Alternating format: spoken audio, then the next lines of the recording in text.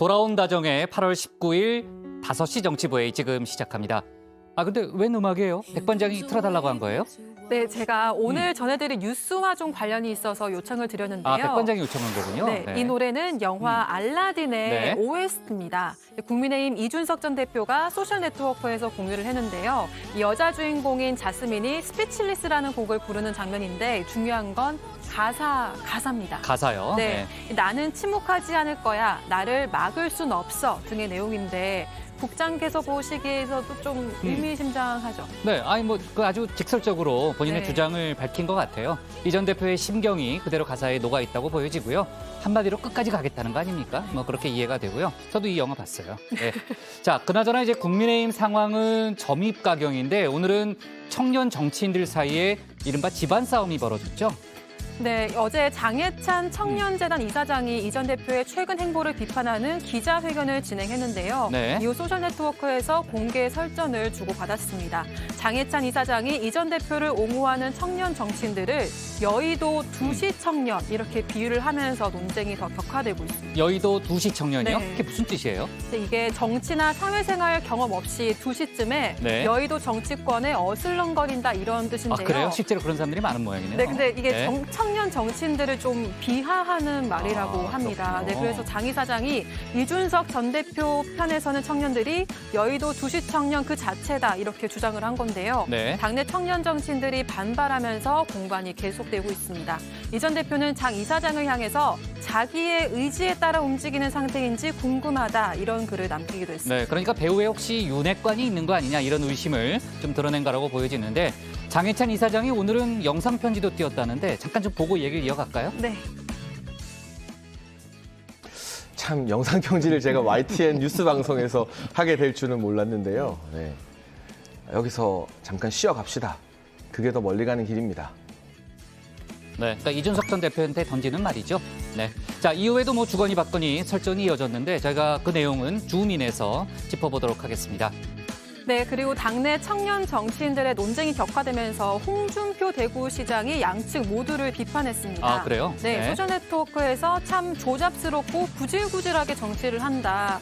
또 한쪽은 오래된 성추문으로 공격하고 한쪽은 되지도 않은 응석과 칭얼거림으로 대응한다. 이렇게 얘기를 했습니다. 네, 구질구질하다. 네. 그 별개로 국장, 제가 나중에 저도 뭐 네. 영상 편지 하나 보내도 될까요? 갑자기요? 네. 네, 아이 백반장은 무슨 얘기할지 불안하니까 저희가 어떤 얘기를 할지 미리 좀 상의를 해서 결정을 합시다. 네. 자, 그 얘기 나중에 또 하고요. 네. 좀 들어갈게요. 네.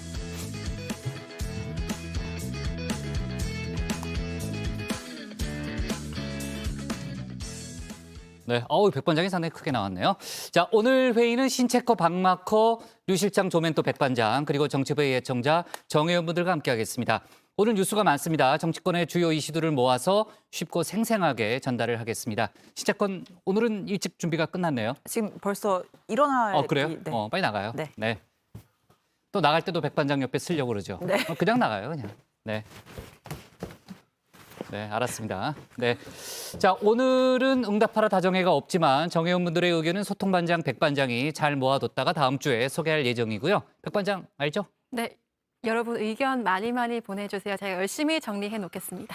네. 자, 좋습니다. 그러면은 신혜원의 뉴스픽 5부터 오늘의 정치부회의 출발하겠습니다.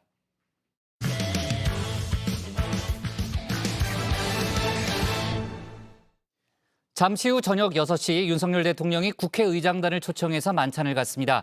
국정과제 이행에 필요한 초당적 협력을 당부할 예정인데요. 하지만 최근 여야 사이는 그렇게 좋지만은 않죠. 어제 국회 상황 녹록지 않았습니다.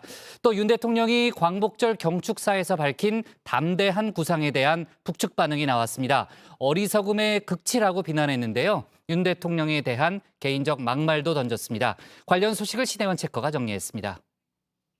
자, 다정에는 별이 5개, 뉴스픽도 5개. 오늘은 금요일입니다. 힘차게 달려보도록 하겠습니다. 뉴스픽 5 시작하죠. 자, 오늘 준비한 소식은요. 문 열면 뭐 하나, 그리고 남북의 온도, 새내기 경찰과 8억 비리 적발, 기록관 압수수색으로 잡았습니다. 자, 이번 주 픽 내내 윤석열 대통령 소식으로 문을 열었습니다. 광복절 경축사, 100일 기자회견 등등 문득 국회는 무얼 하고 있나 궁금해졌는데요. 매일 다정회에서 전하는 윤핵관 대 이준석 전 대표, 또 어대명으로 가는 민주당 전당대회 소식은 그렇다 치고요. 국회가 제 할 일을 하고 있는 걸까요? 당장 교육부 장관, 복지부 장관 인사청문회도 해야 하는데요. 아직도 휴무 중이란 팻말이 걸려 있습니다. 어느새 올해도 절반이 훌쩍 지났는데요. 국회는 한 달 넘게 개점 휴업 상태입니다. 우리 국민의힘은 통 큰 양보와 통 큰 결단을 통해서 극한적인 대립의 모습을 국민들께 보여주지 않고 드디어 개점 휴업이 끝났습니다. 하반기 원구성을 놓고 여야의 지루한 줄다리기가 이어진 지 53일 만입니다. 자, 7월 말 드디어 개점 휴업에서 벗어난 국회. 문은 열었는데 도대체 뭘 하고 있는지는 감감무소식입니다. 마침 오늘 저녁 6시 윤 대통령이 김진표 국회의장을 비롯한 국회의장단을 용산 대통령실로 초대해 허심탄회한 대화 겸 만찬을 갖는데요. 9월 정기국회 출범을 앞두고 국정과제 이행과 예산안 처리를 위한 국회의 초당적 협력을 당부할 걸로 보입니다. 국회의 협력이 필수적입니다. 국회와 충분히 소통해서 초당적 협력을 이루어낼 수 있도록 대통령실과 정부 각 부처가 앞장서 주실 것을 당부드립니다. 그런데 여야의 부부싸움이 끝이 없습니다. 이 부부싸움은 칼로 물베기라는데 이러다 진짜 물이 갈라지는 거 아니야 싶을 정도인데요. 자, 원구성 협상에 앙금이 남은 걸까요? 위원장 자리를 놓고 다툼이 깊었던 어제 과방위 현장으로 가보겠습니다. 비켜주세요. 위원장석을 떠나주세요. 지금 물리력으로 지금 못하게 하는 겁니까? 정의하라니까. 다시 한번 경고합니다. 의사진행을 방해할 시 국회 선진화법에 의해서 고발 조치될 수 있음을 알려드립니다. 고발해. 자, 권성동 의원님도 제 몸에 손대지 마세요. 고발하는 게 좋은데 정의하라니까 그래. 제 몸에 손대지 마세요. 자, 시작부터 파행입니다. 민주당 소속의 정청래 과방위원장의 회의 운영 방식에 국민의힘이 반발하면서 벌어진 일인데요. 핵심은 법안 이소위 구성이었습니다. 이 법안제 이소위 정보통신 방송 법안을 심사합니다. 그러니까 방송과 언론 관련 법을 다루는 소위인데요. 자, 정 위원장이 민주당 소속 조승래 의원을 제2소위 위원장으로 선임하려 하자 국민의힘은 의회 독재를 외치며 회의장을 떠났습니다. 이러한 청취조차 하지 않고 문자 소통하시고 소통했다라고 말씀하시는 것, 이게 바로 수박 소통입니다. 운영. 이게 바로 내로남불이죠. 국힘당은 양두구이식 소통하는 겁니까? 서로가 존중하고 인간적인 예의를 지키는 것이 이 수박과 양두, 구육 모두 각 당의 계파 갈등을 상징하는 표현들입니다. 서로의 아픈 곳을 콕콕 찔러가면서 감정 싸움으로 번진 양상입니다. 자, 이어서 법사위입니다. 사실 법사위야말로 여야 혈투의 메인 스테이지라고 할 수 있죠. 공수처 설치, 검수완박, 법사위원장 공방까지 뭐 하나 허투루 넘길 주제가 없는 곳입니다. 그만큼 감정의 골도 깊습니다. 정하욱 의원은 형사재판을 받고 계십니다. 대법원의 상고심을 앞두고 있고요. 그래서 법사위에 보임될 때부터 부적절한 것이 아닌지에 대한 지적이 있었고. 피고인이 저만 있는 것도 아니거든요. 도대체 언제까지 저를 가지고 이렇게 소위 말하는 표적을 삼아서 이지매를 계속 하실 것인지. 최강욱 의원 안팎으로 어렵습니다. 당내에서는 땡땡이 성희롱 발언 논란으로 중징계를 받았고 밖으로는 조국 전 장관 아들에게 허위 인턴 확인서를 써준 혐의로 2심 재판에서 징역 8개월, 집행유예 2년 선고받았습니다. 의원직 상실형에 해당합니다. 자, 이제 마지막 대법원 판결을 앞둔 상황에서 이 법원을 피감기관으로 삼아 질문하는 법사위 위원으로 활동하는 게 적절하냐는 지적인 겁니다. 최 의원은 친 이재명계 초선 강경파 철험의 소속이고 검수완박법 처리에 선봉장에 서왔습니다. 그때의 앙금이 여전히 남아있는 상황으로 풀이됩니다. 자, 마지막으로 행안위. 네, 행안위인데요. 어제 뉴스픽에서 소개를 했습니다. 법사위 갈등이 검수완박에서 시작됐다면 행안위 갈등은 경찰국 신설로부터 불거졌습니다. 초대 경찰국장으로 지명된 김순호 국장의 밀정 논란으로까지 번졌는데 곧 시작되는 9월 정기국회 더하면 더했지 잠잠하진 않을 듯합니다. 홍승상 전 경감이 인터뷰를 했습니다. 당시 수사에서 김 국장의 도움을 많이 받았다라고 말하고 그래서 내가 특채를 받아 주었다. 사실과 맞지 않습니다. 8조 사망 3호 전문 지식이 있는 자 중에서 거기에 해당되는 걸로 해서 임명이 됐습니다. 자, 두 번째 픽 가겠습니다. 네. 그래픽이 나오지가 않네요. 네, 두 번째 픽 제목은 남북의 온도로 잡았는데요. 지난 광복절 경축사에서 언급된 담대한 구상에 대한 북측 반응이 나왔습니다. 결론부터 말하자면 싫다라는 겁니다.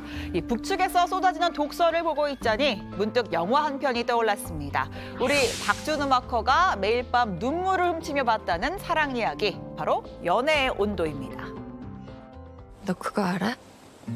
헤어졌던 사람들이 다시 만날 확률이 82%래. 그중에서 잘 되는 사람들은 3%밖에 안 된대. 로또 있잖아. 로또가 당첨될 확률이 814만 분의 1이래. 그게 매주 1등이 몇 명씩 그렇게 막 나오잖아. 그러니까 3%면 되게 큰 숫자야. 네, 문재인 정부 초기 남북 관계는 마치 순풍에 도칠단 듯 보였습니다. 한반도의 평화가 눈앞까지 다가온 듯했죠. 하지만 하노이 노딜 이후 둘 사이 간격은 시작했을 때보다 더 멀리 멀어졌습니다. 연인이 다시 이루어질 확률은 3%. 그렇다면 남북의 확률은 몇 %일까요? 먼저 다 비핵화를 시켜라. 그럼 우리가 그 다음에 한다. 이런 뜻이 아니고 그런 확고한 의지만 보여주면 거기에 따라 우리가 할 수 있는 일들을 다 도와주겠다는 얘기이기 때문에 우리 정부는 북한 그 지역에 어떤 무리한 또는 힘에 의한 그런 현상 변경은 전혀 원하지 않습니다.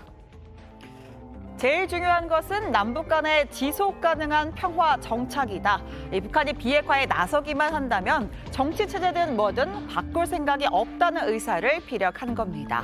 자, 꼭 애정 싸움할 때 나오는 말이죠. 나는 널 바꿀 생각이 없어. 있는 그대로를 사랑해. 하지만 결말은 늘 도돌이표입니다. 억지로 나와서 억지로 즐거운 척하면서 사람 피말리지 말고. 차라리 입을 옹다물고 있는 편이 체면을 유지하는 데 더 이로웠을 것이다.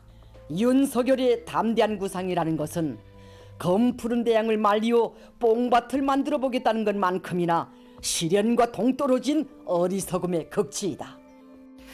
자, 김여정 부부장 담화에서 문재인 전 대통령과 윤석열 대통령을 싸잡아 비난했습니다. 한때 그 무슨 운전자를 자처하며 의아를 선사하던 사람이 사라져버리니 이제는 제멋에 사는 사람이 또 나타나 권좌에 올라 앉았다라고 했습니다. 또 윤 대통령의 담대한 구상에 대해서는 10년 전 MB가 내들었다가 버림받은 비핵 개방 3천의 복사판에 불과하다라고 평가절하했습니다. 제발 좀 서로 의식하지 말며 살았으면 하는 것이 간절한 소원이다. 남조선 당국의 대북 정책을 평하기에 앞서 우리는 윤석열 그 인간 자체가 싫다. 네, 인간 자체가 싫다. 이 대통령에 대한 비난을 그대로 옮기기 민망한 수준입니다. 절대로 상대하지 않겠다니 먼저 손을 내민 입장에선 유감을 표하지 않을 수 없죠. 야, 넌 뭐 변한 줄 알아? 너야말로 그대로야. 너 지금 옛날에 하던 그 짓 똑같이 하고 있잖아. 너만 숨 막히고 피 말라? 글쎄 뭐 실망스러운 내용인데 우선 우리 대통령에 대해서 품격이 없는 그런 언어를 사용해서 비판하고 또 우리 담대한 구상에 대해서 그 왜곡해서 비판하는 데 대해서는 굉장히 유감으로 생각을 합니다. 대통령실도 입장문을 냈습니다. 북한의 태도는 스스로의 미래뿐 아니라 한반도 평화에 결코 도움이 되지 않으며 국제사회에서의 고립을 자초할 뿐이다, 재촉할 뿐이다라고 했습니다. 이 담대한 구상에 대한 입장에는 변화가 없고 북한이 자중하고 심사숙고하길 촉구한다고 덧붙였습니다. 자, 이러한 정치적인 설전은 차치하고서라도 북한이 핵 개발을 지속하고 이에 대한 제재가 이어지는 상황에서 한계가 명확한 것도 현실인데요. 언제쯤 그 간격을 좁힐 수가 있을까요? 네, 오늘의 세 번째 픽으로 이어가겠습니다. 새내기 경찰과입니다. 경찰 제복을 입은 청년들과 화이팅을 외치는 윤석열 대통령 내외 충북 충주의 중앙경찰학교 졸업식에 참석해서 MZ세대 경찰관들과 만남을 가졌습니다. 지금 다른 일정이 있기 때문에 여기는 내년에 가야 된다 이랬는데 한번 가보자 그래가지고 여러분들 만나고 싶어서 왔는데 졸업하는 우리 새내기 경찰관들하고 여러분들 만나니까 쌓인 스트레스도 풀리고 저 자체가 일단은 기분이 좋습니다. 네, 젊은 경찰관들이 즐겁게 일하고 꿈을 펼칠 수 있도록 각종 제도 개선을 통해 든든히 지원하겠다 약속했습니다. 사실 최근 윤 대통령과 경찰 조직 사이에는 경찰국 신설을 둘러싼 거리감이 좀 있었죠. 오늘의 행보는 경찰 내 민심을 다지는 차원으로 풀이됩니다. 또 경찰대 개혁에 힘을 싣는 발언도 있었습니다. 순경 출신도 공정하게 승진할 수 있도록 하겠다. 이 말로 참석자들의 호응을 받았습니다. 범죄 현장 최일선에서 근무한 순경 출신 경찰관이 승진과 보직 배치에서 공정한 기회를 제공받을 수 있도록 하겠습니다. 자, 네 번째 픽으로 가겠습니다. 8억 비리 적발입니다. 전임 정부 시절 광복 회장을 역임한 김원흥 전 회장, 정치 편향 발언과 회원들과의 갈등, 끝내는 수천만 원대 횡령 혐의로 자리에서 물러나야 했는데요. 반발이 거세지자 김 회장은 결국 자진 사퇴를 결정했습니다. 그러면서도 사람을 볼 줄 몰라 생긴 불상사라며 횡령 의혹은 부인했습니다. 자, 이후에 국가보훈처가 정식 감사에 나섰습니다. 총 8억 원대의 비리가 적발됐습니다. 사업비 과다 책정, 대가성 기부금 수수, 법인카드 유용까지 특히 이 법인카드는 김 전 회장의 본인의 약값과 병원비, 목욕비, 또 가발 미용비 등으로 쓰였다고 합니다. 진 7명을 임의로 채용하고 면접표를 허위로 조작하는 등 불공정 채용을 한 혐의도 받고 있습니다. 이 보훈처는 김 전 회장을 비롯해 관련 의혹에 관여한 전 광복회 임직원 4명 등 총 5명을 검찰에 고발할 계획입니다. 네, 오늘 마지막 픽이네요. 기록관 압수수색입니다. 네, 오늘 오전 검찰이 세종시 대통령 기록관 압수수색에 나섰습니다. 하루에 2번, 2가지 사건인데요. 자, 오전에는 월성원전 조기 폐쇄 의혹을 수사하는 대전지검이, 그리고 오후에는 탈북어민 강제 북송 의혹 사건을 수사하는 서울중앙지검이 영장을 집행했습니다. 이 후자의 경우 국정원이 서훈 전 원장을 검찰에 고발한 데 이어서 문재인 전 대통령과 정의용 전 청와대 국가안보실장, 또 김현철 전 통일부 장관 등도 시민단체로부터 고발이 된 상태입니다. 자, 금요일의 뉴스픽은 여기까지입니다. 들어가서 원픽 꼽겠습니다. 뉴스픽 5였습니다.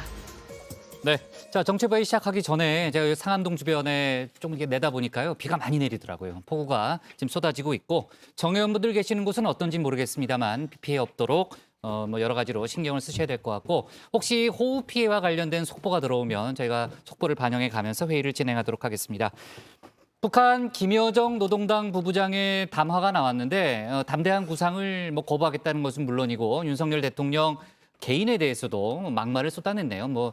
인간 자체가 싫다 이렇게 얘기를 했는데 원색적인 비난이 쏟아졌네요. 그렇습니다. 앞서 윤석열 대통령은 광복절 경축사를 통해서 북한의 비핵화 조치에 따라 이 경제 협력과 정치 군사적 상응 조치를 제공하겠다, 이런 내용을 담은 이른바 담대한 구상을 북한에 정식으로 제안을 했죠.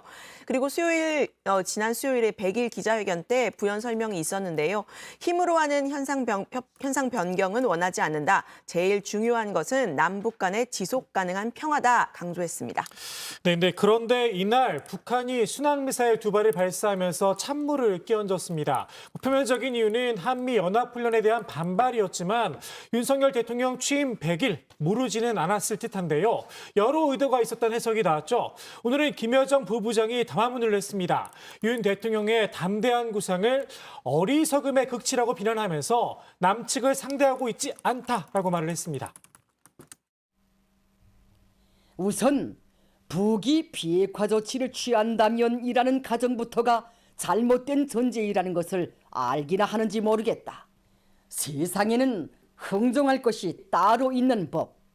우리의 국채인 핵을 경제협력과 같은 물건짝과 바꾸어 보겠다는 발상이 정말 천진스럽고 아직은 어리기는 어리구나 하는 것을 느꼈다. 네, 그러니까 경제 지원을 대가로 핵을 포기할 거란 생각은 어리석다 이런 주장인데요. 최근 이제 남북 간 대화가 지금 경색 국면이잖아요. 멈춰서 있는데 그렇다면은 앞으로도 글쎄요, 뭐 기대하기가 좀 어려운 상황 아니에요? 오늘 대통령실에 이제 김 부부장이 담화문에 유감을 표시를 했는데요. 이 담대한 구상을 통해서 북한 비핵화와 남북 관계 발전을 추구한다는 우리의 입장에는 변화가 없고 이 북한이 자중하고 심사숙고하길 바란다라는 입장을 냈습니다. 북한이 핵 개발을 지속하는 한 대화할 수 없다는 의지를 명확하게 한 거고요. 남북 관계는 앞으로도 당분간 평행선을 그을 수밖에 없을 듯합니다. 네, 자 오늘 윤석열 대통령이 중앙경찰학교 졸업식에 참석을 했고 김건희 여사도 동석을 했죠. 오늘 그 야당 쪽에서는 김건희 여사에 대한 공세를 강화하고 있는데요. 이제 국정조사 카드를 일단 건넸고 또 논문 관련 의혹도 지금 많이 제기가 돼 있는 상황입니다. 저희가 그 얘기는 잠시 후에 정치 인사에 대해서 자세히 짚어보는 걸로 하고요.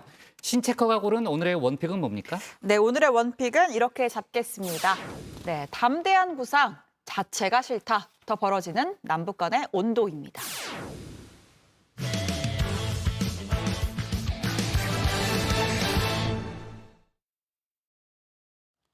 국민의힘 이준석 전 대표의 입이 갈수록 거칠어지고 있습니다. 각종 매체에 출연해 윤석열 대통령과 윤핵관을 향한 비판 수위를 끌어올리고 있습니다. 친윤계에선 장해찬 청년재단 이사장이 이 전 대표에 맞서로 나섰는데요. 당내 청년 정치인들 간의 설전도 이어지고 있습니다. 박주루 마커가 주우민에서 관련 소식 정리했습니다.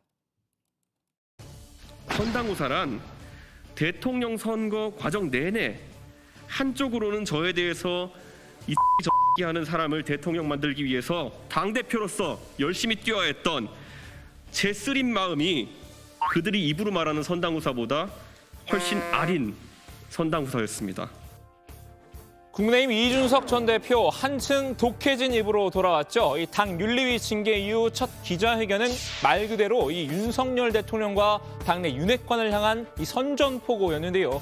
도끼 품은 이 전 대표를 향해 평소 친소 관계를 떠나 당내에서도 자중을 당부한 목소리가 많았습니다. 지금 이준석 전 대표가 하는 모습은 당에도 자해 행위가 되는 것이고 본인에도 저는 자해 행위라고 봅니다. 특히 또 책임 있는 자리에 있는 공인일수록 본인은 좀 억울하게 느껴도 참아야 되는 순간이 많아지는 게 그 공인의 운명이라고 저는 생각을 합니다. 강 건너 불구경한 입장에서도 이 전 대표의 언행은 도를 넘은 측면이 있던 모양입니다. 이 전 대표를 단 한 단어로 정의 내렸는데요. 이준석 전 대표 왕싸가지입니다. 그렇게 얘기하면 안 되죠. 제가 말하는 것은 권력에 대한 충성이 아닙니다. 기본적인 인간의 삶에 대한 예의가 있어야 되잖아요.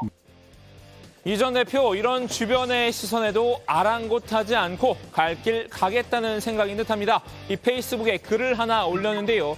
글을 쓰면서 드는 오늘의 노동요다라면서 노래를 하나 소개했죠. 바로 이 곡입니다.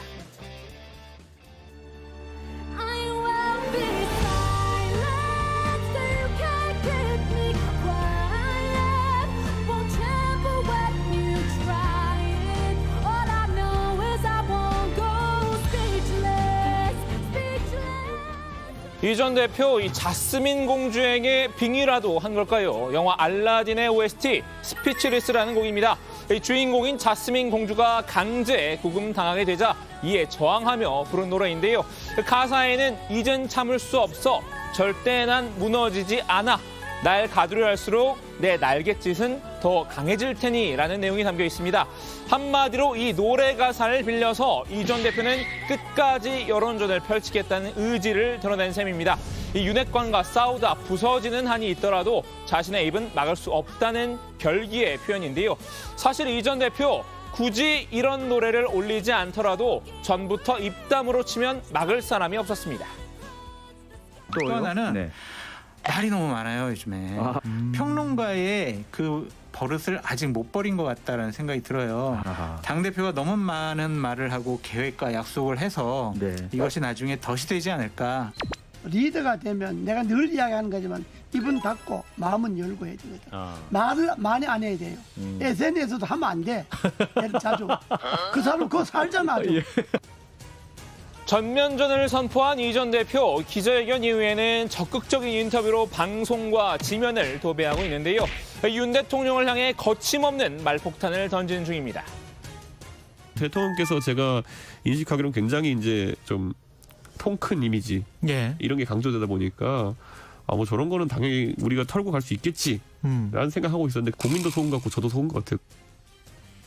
이 전 대표, 대선 기간에도 후보였던 윤 대통령과 헤어지고 만나고를 반복했었죠. 하지만 이번엔 제대로 인간적인 배신감을 느낀 듯합니다.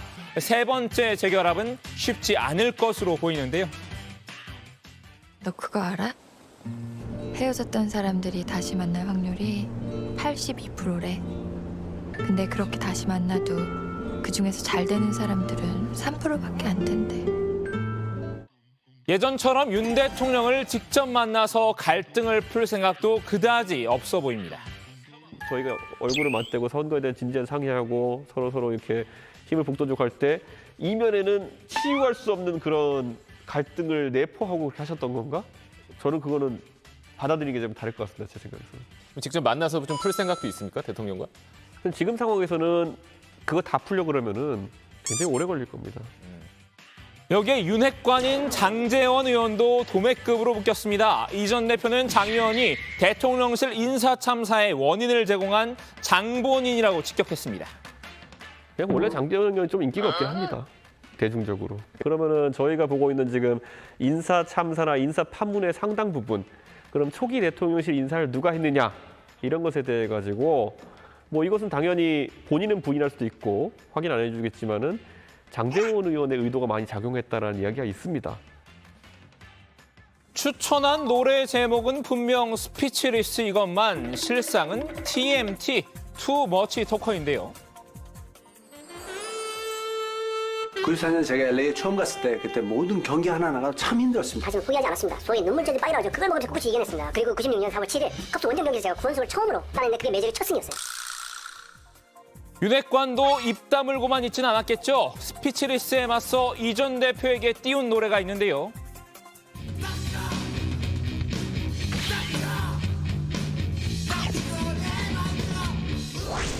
의원들이 굉장히 부글부글 끓고 있습니다. 이 당 대표를 했던 사람이 해도 너무한다. 그리고 자기 탓은 하지 않고 전부 남 탓이고 뭐 윤핵관 탓이고 대통령 탓이고. 여기에 일부 비핵관도 동참했습니다. 윤핵관이 되고 싶었는데 꿈을 못 이룬 미생 윤핵관 조혜진입니다.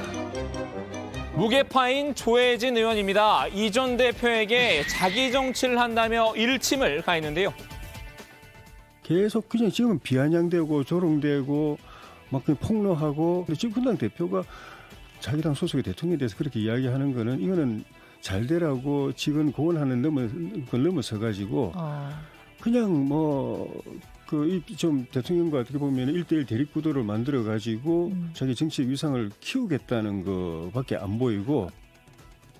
여기에 이른바 이준석 사태로 국민의힘 청년 그룹도 둘로 갈라지고 있는 분위기입니다.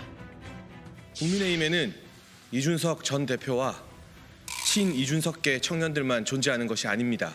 이준석 전 대표와 그를 따르는 일군의 청년 스피커들, 그리고 집단적인 악플로 위협을 가하는 강성 팬덤 때문에 가려진 다른 수많은 청년들의 목소리를 대변하고자 합니다.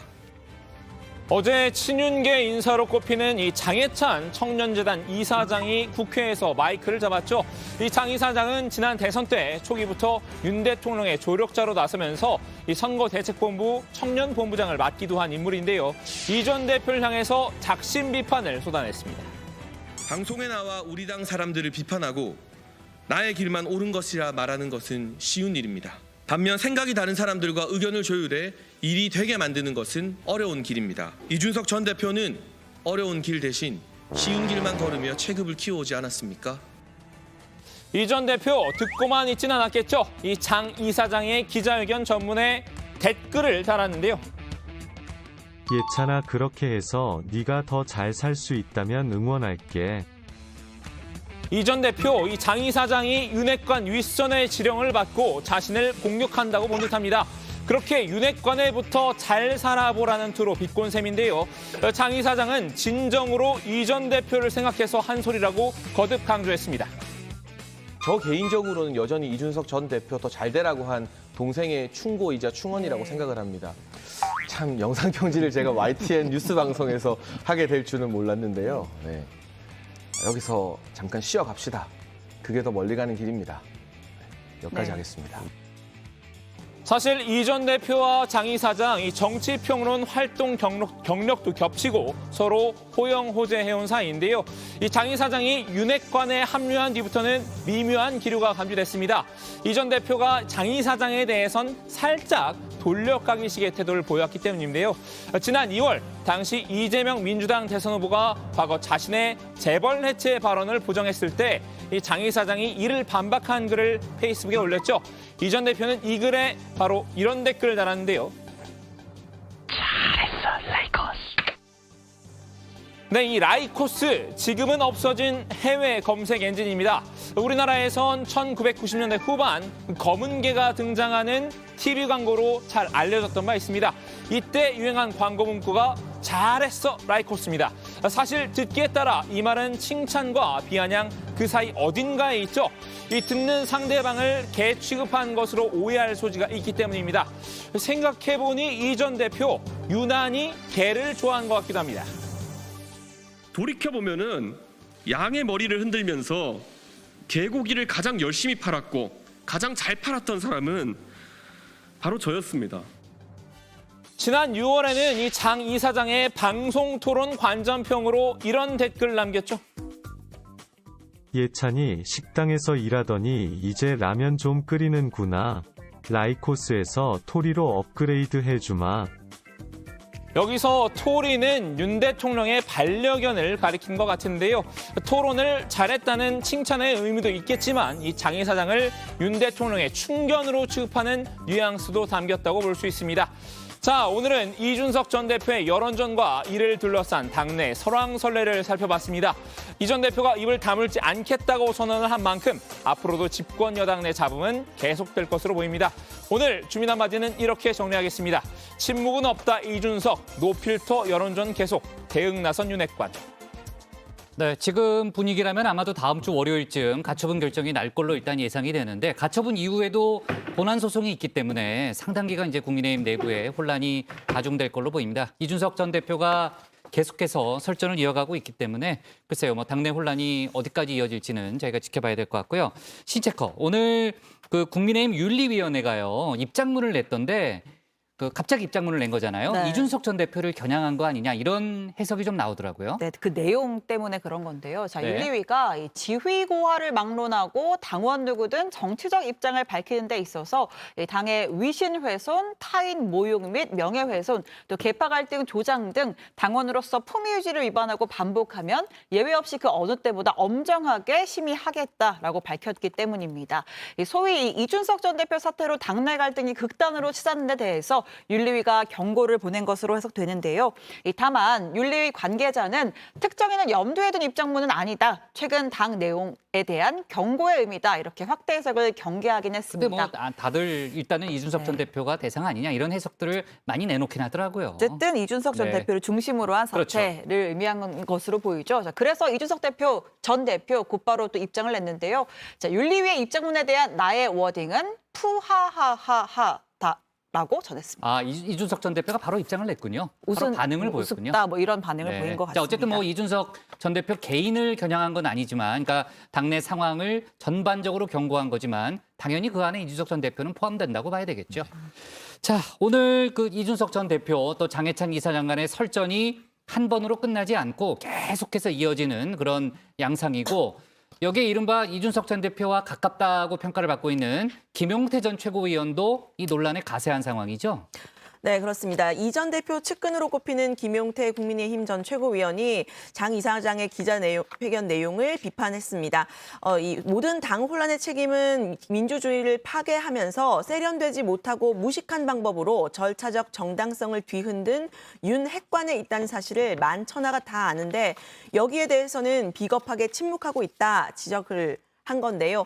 민주주의를 지키고자 목소리를 내는 당내 많은 청년 당원들의 모습을 단순히 당 대표를 위해서 그런 것이라고 치부를 하다니 그 알량하고 졸렬한 시각에 참 유감이다. 비꼬기도 했습니다. 그러자 이 장해찬 이사장이 오늘 오전 페이스북에다가 그 변호사라는 본업이 있는 경우를 제외를 하면은 이 전 대표 편에서는 청년들이 여의도 두시 청년 그 자체라고 반격에 나섰는데요. 이 여의도 두시 청년은 이 사회생활 경험이 없이 정치권을 어슬렁거리는 청년들을 비하하는 말입니다. 이름도 처음 들어보는 나는 국대다의 이대남 대변인들, 그리고 2년 만에 20억대 재산 신고를 해 돈 걱정 없이 정치만 하면 되는 김용태 전 청년 최고위원은 정치나 방송 말고 대체 무슨 사회생활을 했는가? 평범한 청년들이 겪는 취업과 자립의 문제를 경험한 적이 있는가라고 비판했습니다. 네, 예전에 이제 국민의힘의 희망이라는 얘기를 들어가면서 이제 청년 정치인들 사이에 관계가 굉장히 좋았는데 오가는 말들이 굉장히 거치네요. 자, 김용태 전 최고위원 측의 입장은 나왔나요? 네, 나왔습니다. 김 전 최고위원 2018년 지방선거 당시에는 개인 재산만을 신고했는데 2년 뒤에 2020년 총선에 출마할 때는 부모님 재산을 포함해서 신고를 했다라고 했습니다. 이 누군가의 가벼운 입에서 나온 액수는 평생 동안 열심히 재산을 모아 오래전에 장만하신 이 부모님 소유의 아파트 한 채의 공시지가가 포함된 액수다. 이렇게 반박을 했습니다. 여기에 이 전 대표가 지원 사격에 나섰는데요. 이 전 대표는 페이스북에 예찬이가 출마를 안 해봐서 재산 신고에 대해서 잘 몰랐던 걸 참작 사유지만 용태가 20억 재산이 늘어났다는 식으로 마타도어했던 이야기를 어떻게 주워 담을지를 보면 예찬이가 자기 의지에 따라 움직이는 상태인지 독자적인 판단할 수 없는 상황인지 알 수 있을 것 같다라고 썼습니다. 네, 계속해서 말을 놓아가면서 이어가고 있는데, 그러니까 이준석 전 대표는 누군가 장 이사장의 배후에 있는 거 아니냐, 그런 의구심을 드러낸 표현 아니에요? 네, 그런 듯 싶은데요. 장 이사장의 뒤에 이 전 대표를 공격하라고 지령을 내린 윤핵관 윗선이 있는 게 아니냐, 이런 의심인데요. 장 이사장은 제가 어떤 비판을 받아도 다른 정치인들이 대신 나서서 반박을 하지는 않는다. 그런데 김용태 전 청년 최고위원과 나는 국대다 대변인들을 비판하니 바로 이준석 전 대표가 대신 나선다. 배우라는 건 이럴 때 쓰는 표현이 아닐까라고 역공을 했습니다. 그러면서 지난 전대에서 이준석 전 대표 옆에 딱 붙어서 선거운동했던 분은 아직도 그 그늘을 벗어나지 못했나 보다. 두 분의 무운을 빈다, 이렇게 비꼈습니다. 네. 자, 이준석 전 대표 수사 관련한 얘기를 좀 해보겠습니다. 역시 이제 속보들이 좀 들어왔는데요. 경찰이 그 성접대 의혹 관련 무고 혐의로 추가 고발됐죠. 이준석 전 대표가 관련해서 이제 수사에 착수했다는 거죠, 유리 실장. 그렇습니다. 서울경찰청 반부패 공공범죄수사대가 오늘 오후 2시에 강신업 변호사를 상대로 이 전 대표의 무고 혐의 관련 고발인 조사를 진행 중입니다. 강 변호사는 이 전 대표에게 성상납을 했다고 주장하고 있는 김성진 아이카이스트 대표의 변호를 맡고 있기도 하죠. 강 변호사는 지난 4일에 이 전 대표가 성접대 의혹을 제기한 김세희 전 기자, 또 강영석 변호사를 고소한 건 무고에 해당한다면서 서울 강남경찰서에 고발장을 냈던 바가 있습니다. 네, 어제 저희가 다뤘던 내용이지만 성상납 의혹 관련해서 어제 그 기업인에 대한 마지막 조사가 진행이 됐고, 오늘은 이제 무고 혐의에 대한 무고 고발에 대한 이제 조사가 진행이 된 건데요. 강신업 변호사가 이제 경찰에 출석했다는 거고, 어떤 얘기를 했나요? 원래 계속해서 얘기를 많이 하는 스타일이잖아요. 네, 그렇습니다. 강 변호사가 이제 이 전 대표의 무고 혐의에 대해서 이 전 대표가 성상납을 받은 것이 확인이 됐는데도 이 성상납 의혹을 최초로 방송한 가로세로 연구소 강용석 변호사, 김세희 전 기자를 허위 사실 적시에 의한 명예훼손과 이 정보통신망법 위반 혐의로 고소한 데 따른 것이라고 설명을 했었죠. 네, 오늘은 이제 이준석은 당대표 지위에 있으면서 이 성접대 사실을 감추고 악질적 무고를 저질렀다면서 이 법의 이름으로 심판해야 한다고 밝혔습니다. 들어보시죠. 권력이라고 하는 것은 여러 국민들을 위해서, 공익을 위해서 존재하는 것입니다. 사익을 위해서 존재하는 것이 아닙니다. 그럼에도 불구하고 이준석은 자신만 빠져나갈 생각을 하고 있습니다. 이준석은 자신 있다면 지금이라도 당장 김성진을 명예훼손죄로 고소하기 바랍니다. 네, 경찰은 이준석 전 대표 성접대 의혹의 핵심 인물이죠. 이 김성진 아이카이스트 대표를 상대로 6차례 참고인 조사를 진행했고 이제 마무리가 됐습니다. 조만간 이 전 대표 본인을 불러서 조사할 것으로 보이는데요. 자, 이 전 대표는 성접대 의혹 자체가 사실이 아니라는 입장입니다. 네. 어제 언론 인터뷰에서도 6차례 본인이 부인했다 이런 얘기를 하던데 아무튼 조만간 이준석 전 대표가 경찰에 소환이 되는 그런 상황이 벌어지겠네요. 자, 좋습니다. 오늘 주민 제목 이렇게 정리하겠습니다. 침묵은 없다 이준석, 도끼 품은 여론전, 대응 나선 윤핵관으로 제목을 잡습니다. 다음은 조익신 멘토의 정치 인사이드로 갑니다.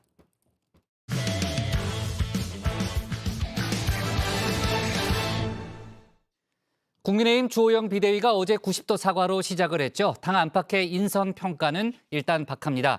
혁신이 잘 보이지 않는다는 그런 내용인데요. 주호영 비대위원장 입장에선 관리형 비대위란 딱지를 떼야 하는 입장이죠.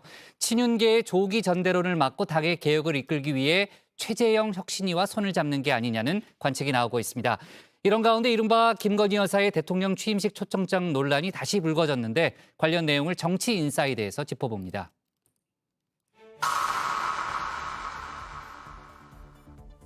개혁적이고 국민들이 볼 때 참 잘했다. 이런 박수를 받을 만한 인물이 별로 없다는 거죠. 주호영 비대위 그 출발을 알리며 혁신과 변화를 기치로 내걸었는데요. 혁신과 변화로 당이 국민들로부터 신뢰받고 사랑받을 수 있도록 하겠습니다. 하지만 평가는 박합니다. 그 나물에 그 밥 아니냐는 지적이 나오는데요. 언론이 주목한 인사, 씨는 윤핵관으로 통하죠. 주기환 비대위원뿐이었습니다. 지난 2003년 윤석열 대통령과 검찰 수사관으로 인연을 맺었죠. 아들도 대통령실에서 6급으로 근무 중인데요. 이른바 아빠 찬스 논란의 당사자이기도 합니다. 저희가 동의하든 동의하지 않든 이런 논란이 있는 상황에서 굳이 주기환 전 후보를 발탁했어야만 했느냐. 국민들께서 이런 부분에 대해서 좀 반감을 가지실까 봐 새롭게 출범하는 비대위의 동력의 관점에서 솔직히 좀 걱정스러운 건 사실입니다. 당장 윤심 논란이 불거졌는데요. 주호영 비대위원장은 N분의 1일 뿐이다. 일단 선을 그었습니다. 윤심이 이 비대위 운영에 좀 관여된다든지 이런 우려가 나오는데 그런데 비대위원 9분 중에 한 분이 무슨 심을 반영한다고 한들 그게 뭐가 되겠습니까? 당내에선 윤 대통령과 소통 창구는 있어야 하는 게 아니냐 이야기도 나왔는데요. 그러니까 현실적으로 윤석열 대통령하고 인연이 있는 사람을 모두 배제하는 게 어렵기도 할 뿐더러 바람직하지는 않아요. 뭐 대통령하고 소통해야 될 거 아니에요. 대통령과 소통이라 이른바 체리 따봉의 주인공 권성동 원내대표도 있지 않나 싶습니다. 굳이 한 명도 필요한 이유가 있을까요? 코미디 같다는 비판까지 들으면서 권 원내대표의 자리를 애써 지켜줬는데 말입니다. 이번에 비대위로 가게 된 그 원인 제공을 했던 그 원내대표가 권성동 원내대표 의심을 받아 또 비대위에 또 들어갔습니다. 당연직으로. 예. 이런 코미디 같은 일들이. 비대위가 그 나물에 그 밥이면 고명이라도 좀 신경을 써서 올렸어야 하지 않을까요? 새로 임명한 김석기 사무총장 역시나 문제적 인물입니다. 용산 참사 당시 서울경찰청장이었죠. 무리한 강제 진압의 기억이 떠오를 수밖에 없습니다. 이 작전을 시행하는 과정에서 안전조치가 제대로 취해지지 않는 거죠. 화재 위험이 고도화됐음에도 불구하고 작전을 강행하게 된 겁니다. 최근 대우조선 하천 노동자의 파업이 있었죠. 그 현장에 특공대 투입 가능성을 열어뒀던 이상민 해양부 장관의 발언과 묘하게 겹칩니다. 일단 특공대는 테러만 진압하기 위한 것이 아니고요. 바로 전형적으로 이와 같은 경우에 특공대를 투입하도록 특공대 지휘 규칙이 이렇게 되어 있습니다. 주 비대위원장이 말한 혁신과 변화. 이번 비대위 인선에선 찾기 어려워 보입니다. 다만 국민의힘엔 이준석 전 대표가 남기고 간 최재형 혁신위가 따로 꾸려져 있죠. 어쩌면 주 비대위원장에겐 천만 다행인지도 모르겠습니다. 당내 친윤계 인사들 관리형 비대위에 방점을 찍으며 줄기차게 조기 전당대회를 요구하고 있는데요. 주 비대위원장도 정치인입니다. 그냥 물러서 할 생각은 없다는 점을 분명히 했죠. 그러면 비대위를 할 건 뭐 있어요? 선거관리위원회를 구성해가 하면 되지. 결국 키는 당의 혁신인데요. 주 비대위원장이 직접 나선다면 자기 정치의 욕심으로 비칠 수가 있습니다. 지금 주호영 비대위원회가 이제 걱정스러운 것 중에 하나는 자기의 정치적인 욕심이 있다든지, 뭐 자기 정치를 하는 것으로 이용한다든지 이렇게 되면은 이게 참 어렵습니다. 반면 최재형 혁신위가 내놓을 개혁안은 이야기가 좀 다르죠. 비대위 아닌 정상 지도부가 있다 하더라도 지도부 자체가 혁신 문제를 직접 다루기는 적절하지 않아서 혁신위를 통해서 정리되고 걸러질 필요가 있기 때문에 이 출범한 혁신위가 적극 활동할 수 있도록 지원하겠다고 약속을 했습니다. 다만 최재형 혁신위의 앞으로 역할, 당내 비윤계도 기대하는 바가 큽니다. 최재형 의원이 좀 점잖잖아요. 좀 욕들을 각오로 좀 해야 되는데 좀 세게 치고 국민들한테 박수를 받으려면 지금이라 늦지 않았기 때문에 본인이 욕됐더라도 당을 위해서 굉장히 쓴 약을 좀 많이 처방해 주셨으면 좋겠다. 그렇죠. 특히 공천 문제에 제 목소리를 내줬으면 하는 바람을 내비치고 있는데요. 역으로 친윤계에선 신경을 곤두세우고 있는 부분입니다. 그래서일까요? 주 비대위원장은 오늘 최재형 혁신위원장을 만나서 속도 조절론을 꺼내 들었습니다. 비교적 쉽게 합의할 수 있는 안들이 있을 테고 그다음에 논쟁적인 안건이 있을 것입니다. 그래서 이것을 한목에 다 내어놓으면 혼란스러울 수가 있으니까 정리될 수 있는 걸 먼저 하고 논쟁적인 것은 조금 더 다듬어서 한 2단계 정도로 하는 것이 어떻게 하냐는 제. 최 위원장도 괜한 갈등은 피하고 싶었나 봅니다. 이준석 전 대표와 거리 두기에 나섰는데요. 이준석의 혁신이란 말이 더 이상 나오지 않았으면 한다면서 재차 선을 그었습니다. 최 위원장은 앞서 이 전 대표를 만나 당의 혁신 방안을 들어보겠다고 밝히기도 했었죠. 이에 대한 입장도 미묘하게 달라졌습니다. 제가 언젠가 만날 생각은 있습니다만은 아직 만나지 않았습니다. 혹시 뭐 여러 가지 오해를 불러일으킬까 봐 좀 조심스럽긴 합니다만. 주호영 비대위원장과 최재형 혁신위원장의 공생관계, 친윤계가 곧게 놔둘지 일단은 지켜봐야 할 듯합니다.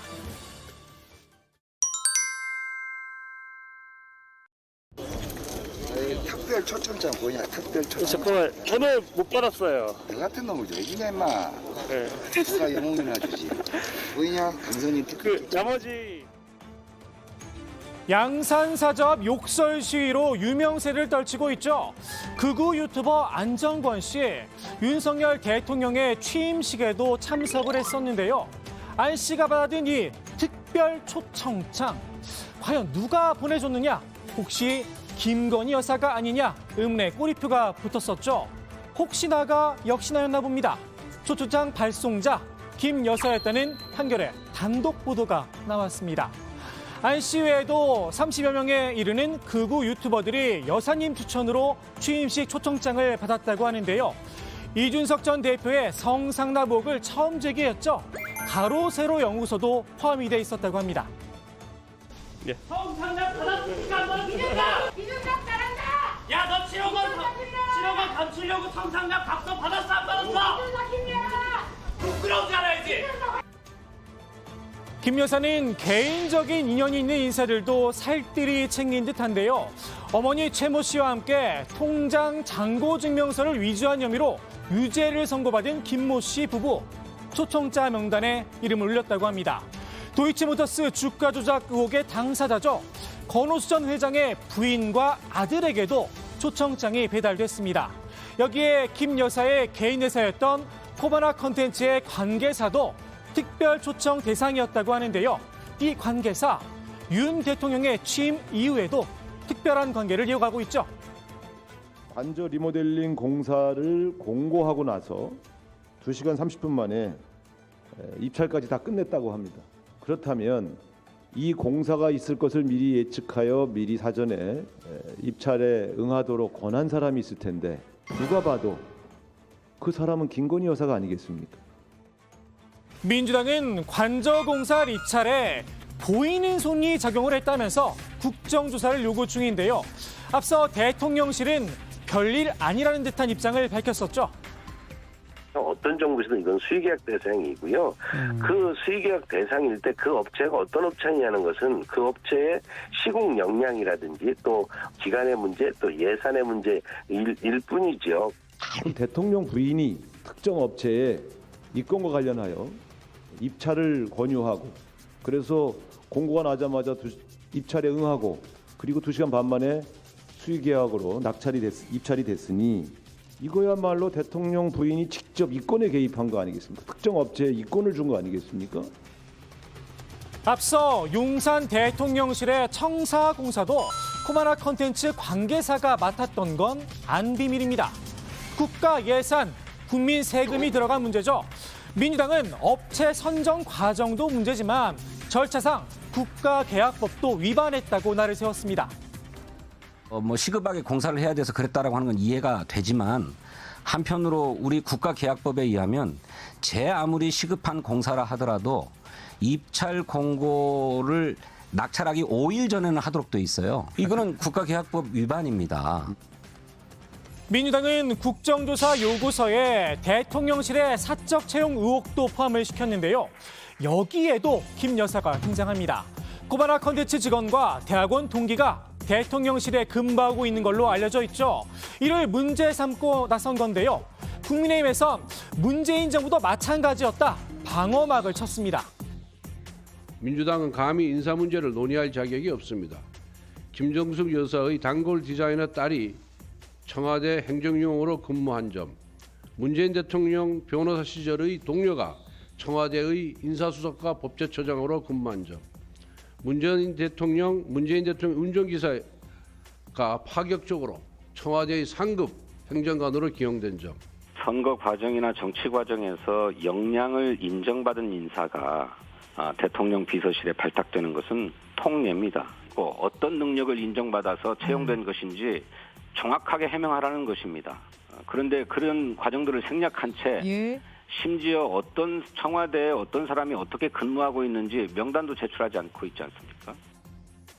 김 여사의 주변인들, 지난 대선 과정에서 어떤 역할을 했을까요? 김 여사 관련 논란, 일단 국민들의 시선이 곱지 않은 건 분명한 듯합니다. 김 여사의 호감도 28.9%에 그쳤는데요. 오차범위 아니긴 하지만 윤석열 대통령의 직무평가보다도 낮았습니다. 민주당은 김 여사를 주요 공격 포인트로 삼은 듯한데요. 시중에는 권력 서열 1위가 김건희 여사이고 사적인 활동 과정에서 맺어진 인연들이 지금 대통령실 주변에서 채용이 된다거나 또는 공사를 수주한다거나 하는 이런 일들이 벌어지고 있지 않습니까? 심지어는 건진법사라고 하는 사람이 국정에 개입하고 있다는 의혹도 제기되어서 정치권에선 김 여사의 대외 행보 자체를 놓고도 설왕설래가 이어지고 있죠. 오히려 김 여사가 적극적 행보를 하는 것이 그간의 잘못된 의혹과 오해를 탈피한다고 봅니다. 그러니까 이렇게 공개적인 자리에 나오는 거죠. 최소화해야 한다고 봐요, 나는. 나는 그것만이 대통령을 돕는 길이다. 윤석열 정부가 풀어야 할 또 하나의 난제가 될 듯합니다. 오늘의 정치 인사이드 이렇게 정리합니다. 남편이 대통령이 되는 경우라도 아내의 역할에는 충실하겠습니다. 네. 자, 김건희 여사 논문 표절 논란과 관련해서는요. 오늘 국민대 교수회가 이제 찬반 투표를 지금 이제 진행하고 있는데 오늘 마감을 한다는 거죠? 네, 그렇습니다. 이 총투표가 지난 16일 시작이 됐는데요. 오늘 오후 6시에 투표를 마감할 예정입니다. 교수회 측은 이 투표가 끝나는 대로 최대한 빨리 결과를 발표하겠다고 밝혔습니다. 국민대 일부 교무위원들이 교수들에게 이번 찬반 투표가 적절하지 않다는 메일을 보냈다는 그런 보도도 있더라고요. 네, 그렇습니다. 이제 국민대 국내학교의 그 부총장과 그 법학대 학장이 교수회 회원들에게 메일을 보냈다고 하는데요. 교학부총장하고요. 네, 교학부총장. 네, 맞습니다.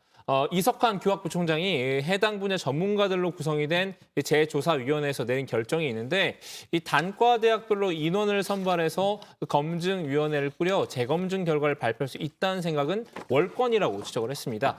이동기 법과대학장은 현재 진행 중인 투표는 이미 부결된 안건이기 때문에 일사부재의 원칙에 반한다라고 밝혔는데요. 지난해 예비조사 결과에 대해서 이 교수회가 대응할 것인지 투표에 회부한 바 있다면서 최종 결론이 난 사안이라는 겁니다. 네. 자, 윤석열 대통령의 멘토로 통하죠. 보통 언론에서 그렇게 부르는데 심평 변호사가 이제 어제 인문사회 계열에서는 표절이 흔하다는 그런 발언을 했고 오늘도 이제 언론 인터뷰를 했는데 일단 김 여사 논문은 읽어보진 않았다고 그렇게 얘기하더라고요. 그렇습니다. 심평 변호사는 김건희 여사의 논문에 대해서 품격을 갖춘 논문이다 이렇게 평가를 했는데요. 이 평가는 자신이 내놓은 게 아니라 김 여사의 논문을 지도한 전승규 교수의 말을 빌린 거라고 설명했습니다.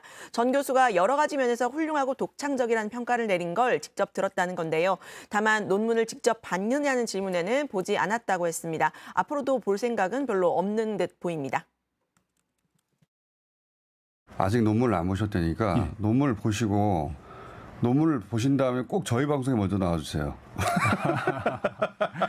근데 제가 본 것보다는 그 전성기 교수의 그 판단이 옳지 않겠습니까? 아니 교수님도 하셨고 얼마든지 판정하실 수 있으니까 논문 뭐 저 전공이 아닌데 뭐 그런 논문까지 그. 네. 자, 국민대 이번 논문 표절 논란이 이제 정치권에서는 학교법인의 도이치모터스 투자 문제로까지 번졌는데 국민대가 오늘 직접 해명을 했다는 거죠? 네, 민주당 안민석 의원이 국민대학교가 2019년 이후에 도이치모터스의 주식을 포함한 두 종류의 주식만 집중적으로 사들였다 이런 의혹을 제기했습니다. 자, 국민대가 즉각 사실이 아니다 학교 홈페이지에 직접 해명글을 올렸는데요. 이 국민학원 수익사업본부가 2019년부터 2021년 사이에 매매한 주식이 총 18종목이 있다. 도이치모터스 주식은 그중에 하나일 뿐이다라고 설명했습니다. 또 주식을 매입할 때 투자자문업체의 자문과 증권사 애널리스트의 보고서 그리고 이 수차례 결정 기업 탐방을 기반으로 매수 결정을 했다고 덧붙였습니다. 네, 자 오늘의 정치 인사이드 이렇게 정리하겠습니다. 주호영 비대위, 최재형 혁신위와 공생, 김건희 여사의 특별 초청장으로 제목을 잡습니다. 다음은 류정화 실장의 국회 상황실입니다.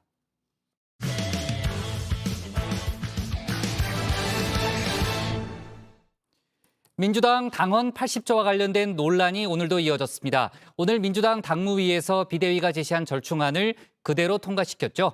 하지만 일부 강성 지지층에선 당원 80조를 아예 폐지하자는 온라인 청원을 올린 상황입니다. 일부 친명계 의원들까지 동조하고 나섰는데요. 민주당의 뿌리인 호남 경선을 하루 앞둔 전당대회 소식까지 류정화 상황실장이 정리했습니다. 네, 논란의 민주당 당원 80조, 1항은 유지하고 3항은 개정하는 것으로 결정이 됐습니다. 비대위가 제출한 이른바 절충안이 당무위에서도 만장일치로 채택이 된 건데요. 그러니까 기소가 되면 당직을 정지를 일단 한다. 그리고 다만 정치 탄압 등 부당한 이유가 있을 경우에는 이 윤리심판원이 아니라 당무위에서 판단을 해서 징계 처분을 취소할 수 있도록 한다는 내용입니다. 비명계에서는 여전히 아쉬운 결정이라고 평가를 했는데요. 이재명 당대표가 유력한 상황에서 대표가 의장인 당무위에서 셀프 면죄부를 줄 수 있는 가능성 열어뒀다는 겁니다. 상당히 아쉬운 결정입니다. 우리 당 윤리심판원이라는 건 사실상 외부 인사가 절반이 넘거든요. 당 대표가 위원장인 당무위원회에서 결정하도록 바꾼 건 저는 그런 원래 취지의 후퇴라고 생각합니다. 네, 그런데 당내 강성 지지층, 이른바 개딸들도 반발하고 있습니다. 아예 이 당원 80조 완전 삭제를 요청하고 나선 상태인데요. 오늘 오전 기준으로 해서 이틀 만에 당원 4만 6천 명 이상이 찬성을 했습니다. 친명계 의원들도 호응하고 나섰는데요. 원래부터 이 당원 80조 삭제해야 한다 주장해왔던 정청래 최고위원 후보는 물론이고요. 안민석 의원은 민주당이 야성과 전투력을 상실해서는 안 된다라는 이유를 들었습니다. 당원 80조는 야당의 운명을 검찰에게 맡겨 스스로 목매단 참으로 어리석은 조항이다. 민주당 의원들이 야당답게 공격수로 나섰다가 검찰이 엮어 기소하면 어떻게 할 것인가? 네, 이 당원 80조를 다시 한번 살펴보면요. 부제가 부패 연루자에 대한 제재입니다. 조항 자체를 아예 삭제를 해버린다면 당 차원에서 부패 연루자를 어떻게 처리를 하겠다는 건지 궁금해지는데요. 80조 삭제 청원 내용도 한번 뜯어볼까요? 검찰의 기소, 정경심 교수의 기소만으로 얼마나 쉬운지 알 수 있습니다라고 되어 있습니다. 그런데 이런 말은 검찰이 기소를 했지만 법원에서 무죄 판결이 났을 때 설득력이 있는 얘기죠. 정경심 교수는 기소 이후에 1심과 2심을 거쳐 대법원에서도 징역 4년이 확정이 됐습니다. 청원에는요, 이제는 야권 인사가 된 안철수 의원 때문에 만들어진 조항이니까 없애야 한다, 이런 내용도 담겼는데요. 팩트체크를 위해서 제가 당시 상황을 한번 살펴봤습니다. 당시 새정치연합에 몸담고 있던 안 의원이 이 10대 혁신안을 제안했는데 이 내용이 포함이 됐던 건 사실이었습니다.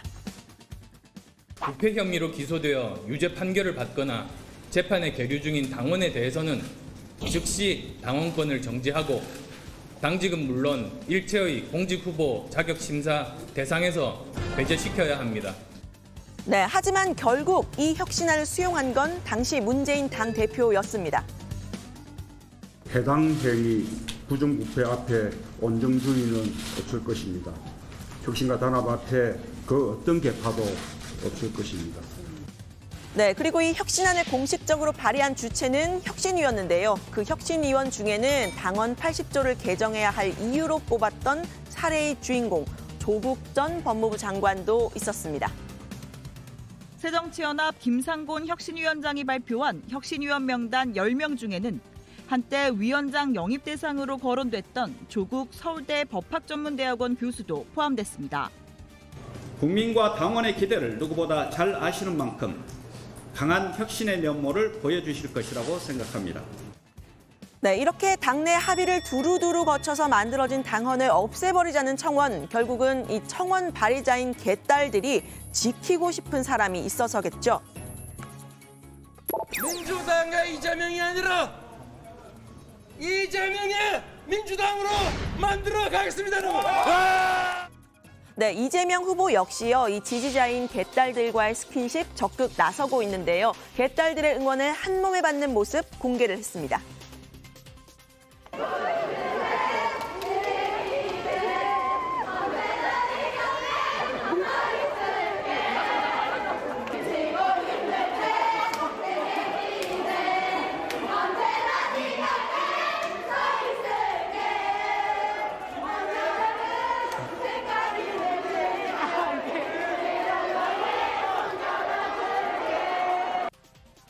네, 이 의원 입장에서는 아주 힘이 날 것 같은데요. 여기에 동행한 사람 바로 서영교 최고위원 후보였습니다. 서 후보는 개딸들 너무나 착하고 선하다 이렇게 치켜 세웠는데요. 제가 개딸들과 같이 만났는데요. 너무나 착하고 선합니다. 그들은 강성으로 욕하거나 이러지 않습니다. 잘할 수 있다 더불어민주당, 잘할 수 있다 혁신의 아이콘 서영교. 저희는 당신들을 지지하고 격려하고 밀어드리겠습니다. 이렇게 이야기하는 사람들입니다. 네, 서영교 후보는요, 최근 최고위원 후보 순위 5위에서 4위로 올라섰습니다. 이재명 후보와 러닝메이트 격으로 출마한 박찬대 후보를 제친 건데요. 1위부터 차례로 이 정청래, 고민정, 장경태, 서영교, 박찬대 후보 순입니다. 친명계 후보 4명이 모두 당선권에 입성을 해서요. 고민정 후보를 제외하면 모두 친명계가 된 겁니다. 당대표 선거와는 달리 치열하게 진행되고 있는 이 최고위원 선거에서는 친명 마케팅이 이뤄지고 있는 셈인데요. 앞서 당에서는 특정 후보와 연계해서 진행하는 선거운동 금지한 바가 있죠. 후보들도 공식적으로는 거리를 뒀습니다. 최고위원 스스로 구성되어지는 상황입니다. 당대표의 영향을 받아서 친명계의 약진 이렇게 이야기하는 것에는 동의하지 못하겠고요. 네, 스스로 당원들의 지지를 받은 거다라는 이 서 후보. 정작 공보물에는 이재명 후보와 함께 찍은 사진을 이렇게 올렸는데요. 선관위의 지적을 받기도 했습니다. 공직선거법상으로는 문제가 없는데 왜 당 선관위에서 지적하냐라면서 이 서 후보는 동일할 수가 없다고 이야기를 했는데요. 또 여기에 노무현, 문재인 전 대통령의 사진도 공보물에 있는데 왜 이 후보 사진만 문제가 되냐고 따졌습니다. 공직선거법에 홍보물에 누구하고 같이 있는 사진을 찍었다고 해서 그게 선거법 위반이 되지 않습니다. 사진을 넣어서 위반이 된다고 상상도 못했고요. 노무현 대통령님 때 같이 참석한 적이 문재인 대통령님 때 역사와 이래왔던 것을 공보물에 실는 것은 너무나 당연한 것인데요. 네, 이렇게 친명 마케팅이 과열이 되는 가운데 비명계인 윤영찬 후보, 당대표를 견제할 수 있는 최고위원이 필요하다라면서 지지를 호소했습니다. 5명을 뽑는 최고위원 선거, 5명 중 1명만 비명계냐 아니면 5명 중 2명이 비명계냐, 이 당의 색깔에서 차이가 있을 수가 있겠죠. 지금 많은 우리 최고위원 후보들이 이재명 후보에게 쏠리는 표를 얻기 위해서 굉장히 노력을 하지 않습니까? 근데 이런 상황에서 당 대표를 견제하거나 또는 순서를 할 수 있을까? 저 한 사람만이라도 꼭 좀 최고위원에 뽑아달라 이렇게 호소를 하고 있습니다. 네, 내일 이뤄지는 호남 지역 경선에서 이 전당대회 흐름 결정이 날 듯합니다. 호남 지역 표심은 서울과 수도권에도 영향을 미치기 때문인데요. 이 민주당의 뿌리인 호남에는 전체 권리당원 118만 명 중에서 42만 명, 35%가 밀집해 있습니다. 어대명, 확대명이라는 말이 유행인 당대표 경선에서 이 박용진 후보가 어느 정도로 추격할지 관심인데요. 이 후보의 고향은 대구 경북이고 또 박 후보의 고향은 전북 장수죠. 그런데 문제는 지금 이 호남의 투표율이 너무 저조하다는 겁니다. 박 후보는 호남 지역 투표 독려에 나섰습니다. 민주당의 뿌리인 호남이 전국 꼴찌 투표율입니다. 지난 지방선거 광주 37.7%만큼이나 충격입니다. 박용진이 호남의 정치, 호남이 알고 있는 민주당의 모습을 복원하겠습니다. 네, 호남의 투표율이 낮은 이유 대세를 바꾸기 어렵다 이런 인식 때문일까요? 마지막 변수라고 하면 이 대의원 투표 정도인데요. 전체 비율의 30%를 차지하는 대의원 투표는 권리당원의 표심과는 좀 다를 가능성이 있습니다.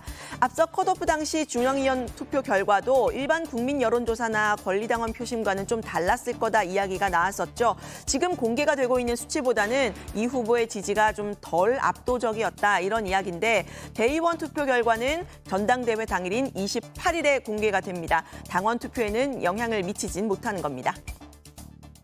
사실 저 컷오프 예비경선 그건 중앙위에서 했거든요. 그 결과는 상당히 좀 다릅니다. 그 결과가 오픈이 됐다면 조금 달라졌을 것이다 라고 저는 생각합니다. 네, 검경의 수사도 변수가 될 수 있을까요? 경찰은 이재명 후보의 부인 김혜경 씨의 법인카드 유용 의혹에 대한 수사 8월 중순에 마무리하겠다 이렇게 예고를 했었죠. 오늘이 19일이니까요. 8월 중순이 벌써 지나가고 있습니다. 예고보다는 수사가 늦어지고 있는 셈인데요. 다만 경찰의 이런 발표 내용, 당원들을 더 결집시켜서 오히려 이 후보에게 유리했다는 게 박 후보의 주장입니다. 야당의 전당대회 기간에 그 수사 결과를 발표하겠다고 한 달 전에 예고하는 회개한 일을 경찰이 이미 저질렀고요. 엄중히 경고하는데 전당대회에 정치적 개입하지 마십시오. 완전히 기울어진 전당대회를 치르면서 힘든데 박용진은 어디 가서 마이크 대고 얘기할 구석도 없어요. 네, 이 법인카드 유용 의혹이요. 공소시효 다음 달 9일이죠. 윤희근 경찰청장은 그 전에 수사를 마무리하겠다는 입장을 밝혔습니다. 여당인 국민의힘도 수사에 속도를 내라 압박을 했는데요. 소환 일정을 조율 중인 김혜경 씨의 경찰 출석 임박했다는 얘기가 나옵니다. 공소시효에 지장 없이 마무리하겠다는 내용으로 서울청장도 며칠 전에 기자간담회에서 입장을 밝히는 것으로 그렇게 알고 있습니다. 지금 아직 소환도 안 됐는데 그 안에 조사를 다 하고 처분이 가능하다고 생각하십니까? 그렇게 하겠다고 지금 보고를 받았습니다. 내일 호남 지역 경선 결과가 무척 궁금한데요. 마음 같아선 제가 출근을 하고 싶지만 우리 토일남 복국장의 오명을 벗겨드리기 위해서 제가 좀 자제를 하도록 하겠습니다. 집에서 좀 챙겨보고요. 다음 주 다정회에서 자세히 전해드리겠습니다. 오늘 발제는 이렇게 정리합니다. 당원 개정 무산 폭발한 개딸, 이재명 표심에 구애하는 최고위원 후보들, 김혜경 소환 임박. 네, 뭐 유 실장이 얘기했던 대로 해요. 네, 그렇게 하면 될 것 같고. 자, 민주당 호남 경선이 바로 내일입니다. 호남에서의 결과가 거의 전당대회 결과를 확정짓지 않을까라고 이제 당내에서 보고 있는 거죠. 네, 그렇습니다. 뭐 호남에서 뭐 소위 대격변 이런 변화가 있지 않는 한 지금의 어대명 추세 뭐 거의 확정이라고 볼 수 있는데요. 자, 호남 지역 투표율이 좀 낮다는 겁니다. 그래서 현재 대세에 또 큰 지장을 주지 못할 거란 분석도 있습니다.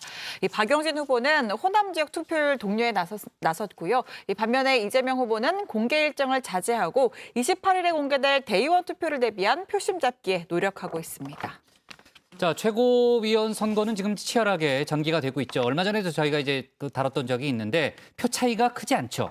그렇습니다. 최고위원은 지금 8명의 후보 중에 5명을 뽑는 건데요. 특히 5번 티켓을 누가 가져가느냐 관심입니다. 현재까지 누적 득표율을 보면 1위가 정청래, 2위가 고민정 후보를 제외하면 모두 한 자릿수 득표율을 보이고 있는 상황인데요. 내일 호남 경선이 분수령이 될 수 있을 거다 이런 이야기가 나옵니다. 대표적인 이낙연계 의원으로 꼽히는 윤영찬 후보는 현재로서는 당선권 5위 밖에 있는데 호남에서 어느 정도 득표율을 얻을지가 관심을 끌고 있고요. 또 최고위원 후보 중에서는 유일하게 호남이 지역구인 송갑석 후보의 득표율에도 관심이 쏠립니다. 네. 결과에 따라서는 이 최고위원 중에 비명계 후보가 몇 명 입성하는지가 갈릴 수가 있습니다. 네. 자, 그러니까 이번 주말에 결론이 어느 정도 난다는 거죠? 네. 그렇습니다. 다음 주 월요일에 누가 좀 소개를 해야 되겠네요. 네. 주말에 누가 취재한다고요? 제가 좀 하겠습니다. 그러니까 뭐 다음 주에 다른 거 다룰 수도 있으니까 일단 취재는 하고 취재된 내용을 다른 사람한테 전달할 수도 있으니까요. 일단 취재는 하는 걸로 합시다. 네. 네, 유 실장이 자원했으니까. 네. 자, 이재명 후보의 부인 김혜경 씨에 대한 경찰 소환 조사가 임박했다. 이렇게 보는 시각이 많네요. 네, 그렇습니다. 이제 경찰이 당초 이 8월 중순 정도에 사건을 마무리할 거라고 했었는데 그보다는 지금 늦어지고 있지만요. 이 공소시효가 다음 달 9일까지임을 감안을 하게 되면은 이제 김 씨에 대한 소환 조사가 곧 이루어질 것으로 보입니다. 이 후보 본인이 아니니까 김 씨가 기소가 되더라도 이 당 대표직을 수행을 하는 데는 문제가 없겠지만요. 이 정치적 타격은 받을 것으로 보입니다. 김 씨는 지난해 8월 2일 민주당 의원 배우자 등 3명과 식사를 했죠. 김 씨 본인의 밥값은 이 후보의 정치자금 카드로 동석 자식비는 경기도 법인카드로 결제했던 바 있습니다. 네, 이 후보는 아내가 해당 카드로 결제된 사실을 알지 못했다 적극적으로 해명하고 있는데요. 수사의 핵심은 법인카드 이용 과정에서 김혜경 씨의 지시가 있었느냐 없었느냐 이게 문제입니다. 지시가 있었다면 김 씨는 교사범이 되는 거고요. 지시가 있었음을 입증하지 못한다면 공무원 배모 씨의 과잉 충성으로 결론이 나게 됩니다. 네. 자, 이재명 후보 본인에 대한 수사도 지금 진행 중이죠. 그렇죠. 여러 건 있는데 다음 달 9일에 공소시효 만료되는 사건이 있습니다. 이 후보의 변호사비 대납 의혹이고요. 검찰이 변호사비를 대납한 것으로 의심받고 있는 쌍방울그룹의 전현직 회장에 대한 체포영장을 발부까지 받은 상태입니다. 검찰이 쌍방울그룹의 자금 흐름을 들여다보고 있는데 지난해 3월 쌍방울그룹 계열사가 문제의 이모 변호사가 대표로 있는 법무법인 계좌에 20억 원을 입금한 것을 확인했다고 합니다. 네, 아까 들어보니까 박용진 후보는 경찰이 수사를 빨리 하겠다고 한 발언이 오히려 이재명 후보에게 유리했다 이런 주장을 하더라고요. 그렇습니다. 지지층을 결집시켜서 오히려 당대표 경선이기 때문에 도움이 더 됐다 이런 주장인데요. 이 후보뿐 아니라 박 후보도 이 검경 수사에 관심을 가질 수밖에 없는 상황인 겁니다. 최근 검찰은 박지원, 서훈 전 국정원장 등에 대해서도 압수수색을 진행을 했는데요. 이런 상황들을 포함해서 여권이 정치 보복 수사를 하고 있다는 데 대해서는 박 후보도 인식을 같이 하고 있습니다. 이게 지금 뭐냐면 정치 쇼한다고 저는 생각해요. 윤석열 대통령께서 그 대통령 선거 기간에는 양머리를 내걸고 개고기를 파셨다더니 지금은 안보를 내걸고 정치 수사하시는 거 아니에요? 네. 자, 김혜경 씨에 대한 이제 공소시효가 9월 9일이니까 뭐 지금 분위기로는 글쎄요. 두 번 부르기는 좀 어려운 그런 상황이니까 다음 주 정도 소환 조사할 가능성이 매우 높아 보이고 아까 이제 이준석 국민의힘 전 대표에 대한 소환 조사도 곧 진행될 거라고 하는데 전부 다 다음 주에 진행될 가능성이 있다고 보여지네요. 박준우 마커가 여기 오기 전에 경찰팀에 있었잖아요. 좀 취재해봐요. 네, 그 류 실장도 경찰팀에 있었기 때문에. 그래. 같이 아니, 뭐, 있습니다. 네. 유 실장이 먼저 오지 않았나? 같이 왔나, 둘이?